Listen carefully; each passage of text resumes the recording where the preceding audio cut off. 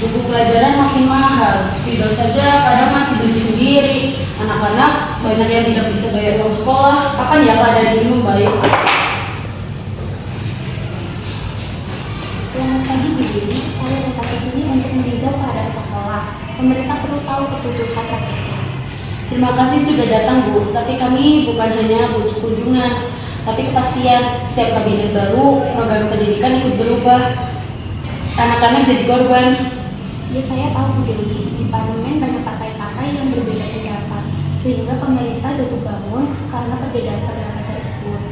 Kalau begitu, siapa yang memikirkan masa depan anak-anak? Mungkin pemerintah perlu banyak belajar kembali bahwa demokrasi bukan soal siapa yang berkuasa, tetapi siapa yang bekerja untuk rakyat. Masa demokrasi liberal 1950 hingga 1959 ditandai oleh politik yang tidak stabil karena seringnya pergantian kabinet dan persaingan antar partai. Pemilu 1955 menghasilkan 4 partai besar.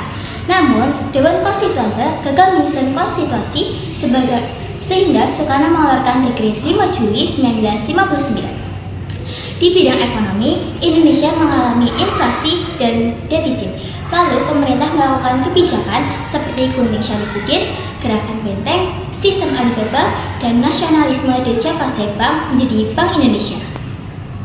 Kondisi politik pada masa demokrasi liberal.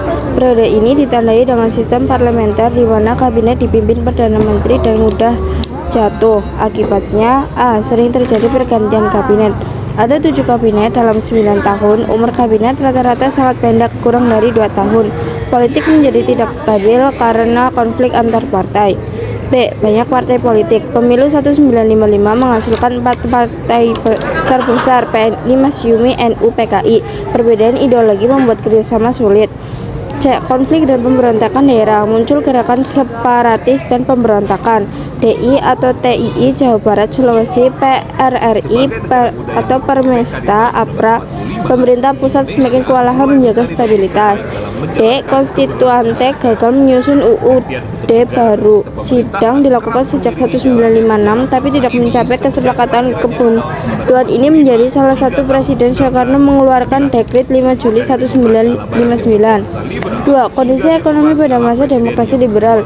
A. Ekonomi tidak stabil, pengeluaran negara besar, pendapatan kecil, kegiatan ekonomi belum pulih pasca kemerdekaan dan agresi militer.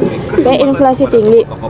Nilai rupiah melemah, pemerintahan melakukan kebijakan seperti pemotongan nilai uang, Sandering 1959, uang Rp500 dan Rp1.000 dipotong menjadi 10%.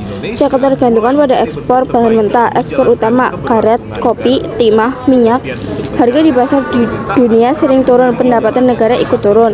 D. Program ekonomi tidak konsisten, banyak rencana tapi tidak berjalan optimal. Rencana Sumitro, rencana urgensi perekonomian, rencana pembangunan 5 tahun RPLT tidak tuntas akibat instabilitas politik.